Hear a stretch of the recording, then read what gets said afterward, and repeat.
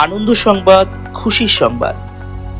আগামী 22শে ফেব্রুয়ারি 2026 রবিবার আপনার শহর মেদিনীপুরে আসতে চলেছে টিম ট্যাক্স ড্রোন। স্থান অপূর্ব ভিলা, ঠিকানা ডাকবাংলো রোড, বিদ্যাসাগর মার্কেটের নিকট।